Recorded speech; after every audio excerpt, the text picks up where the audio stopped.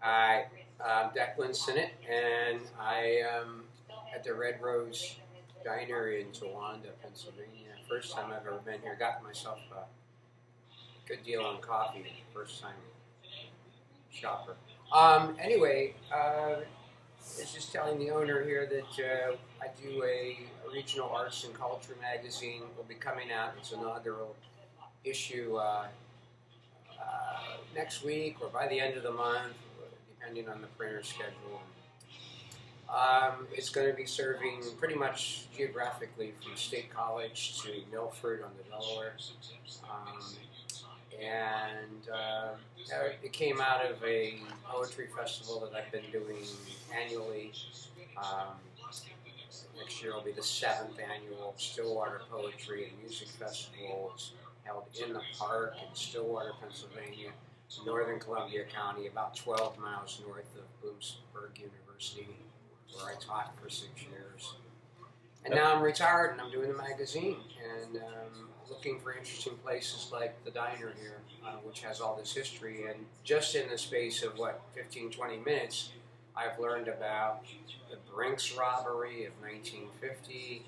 I learned about the connection between Towanda and Stephen Foster. And by the way, I graduated University of Pittsburgh in the Stephen Foster Memorial Chapel. I've seen pictures of that. I've seen pictures right, of that. And his cabin is right. Oh, really? On Okay. The cabin. Huh. And I don't know if you knew this, but the Stephen Foster House in the Lawrenceville section of Pittsburgh is owned by the Pittsburgh Symphony Orchestra.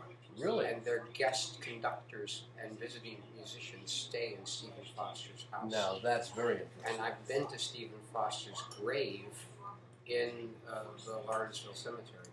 Now, what's the deal down in Florida? They have a museum down there for Stephen Foster somewhere.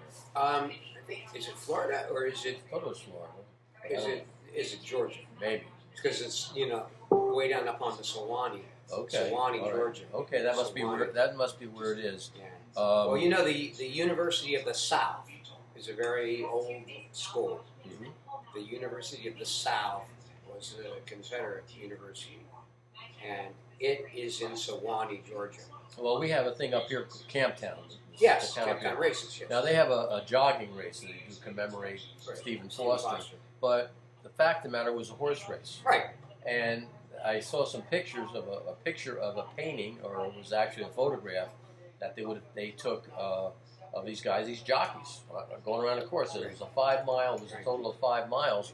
So we're trying to introduce something like that down here. It's a symbolic race down here. Right. And eventually, once it gets going for a while, we'll actually have people saying, "Hey, that'd be pretty cool." Well, Foster, his fame was all posthumous. Right. He died a poor pauper in a New York City tenement. Mm-hmm. Oh, not very old. Not very old either. No. And his brother kind of looked after him as best he could. Yeah. From what I understand. Now there are similarities between Foster and Poe, because Poe drank himself to death, right? Right. How old was he? He was pretty old. Yeah. He lived a while. He saw both comets. He saw Halley's Comet twice, when he was born and when he died. And Hemingway, the same way, lived life big. Yeah. Right. All kinds of women and booze. Right. Mark Twain, up here, wrote all his books in Elmira. His most important books, and fell in love with a woman that he hadn't even met yet. He was on an ocean cruise and met her brother. Wow. And her brother talked so much about his sister that he said, "I have to go to Elmira and meet this woman." That's incredible. What a story. He met the woman, and then they had children together. And Elmira College, they own the Quarry Farm, that Twain's farm where he wrote all his books. They have his study on campus. It's fascinating. My friend is a director of the Mark Twain Center up there. Joe Mack was my boss for 3 years. He's the director there now. And they have something called it's once a month on Thursdays.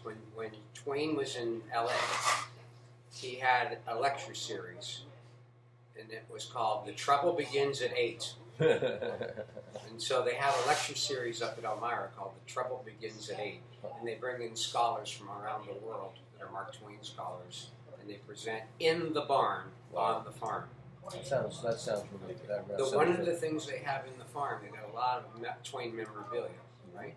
They have a a quote from him about Elmira College, and it simply says, "Elmira College is a very fine institution."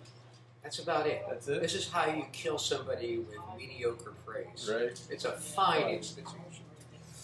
Is he the one who said what rumors of They said rumors of my death were highly exaggerated. Yes. Well, that's actually Huck Finn's character. All right. Who says that in the book? And then what about the one that I would question any organization that had me as a member? No, that is Who is that? that's Woody W.C. Allen or Fields. what? W.C. Fields. Okay. But I'll tell you, my favorite, one of my favorite Mark Twain quotes is a wedding cake. No, a steamboat, because he was a licensed pirate. Right. He gets his name Mark Twain from that term, maritime Twain. Mark.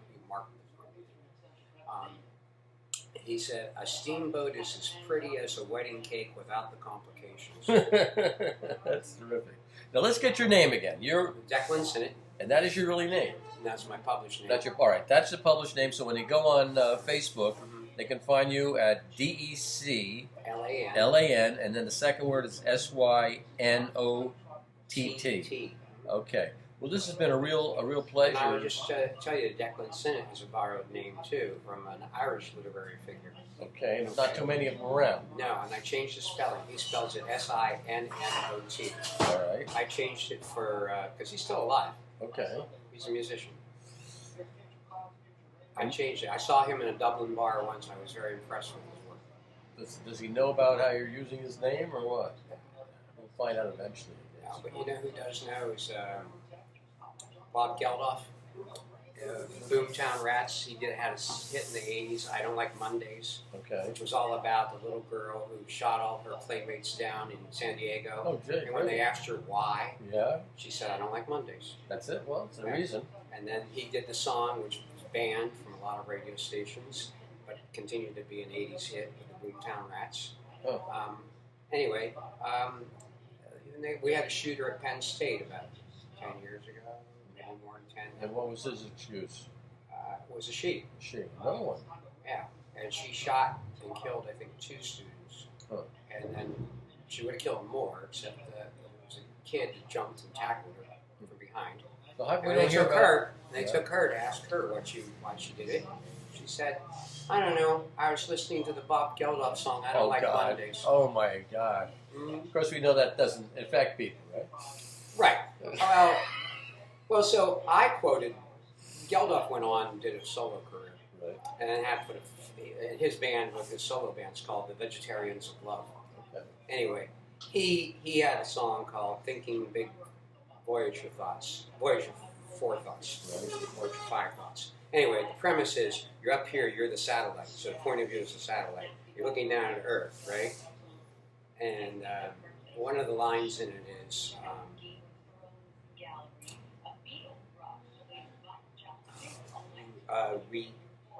I've been thinking about mortality. Mm-hmm. I've been thinking that it's a small price to pay for existence. Yeah. Good. We're going to wind this up so we don't make this file too big. Right. We can upload it. Right. And we'll put this on our Red Rose Diner website. Nice. And you can, if you mind, I'll put the address on yours too. Absolutely. All right. Yeah. Thank you very much for Thank you. What's your name? I'm Joe DuPont. Joe what? DuPont. DuPont. No relation. No relation. Right. Oh, I know the DuPonts down there in Delaware.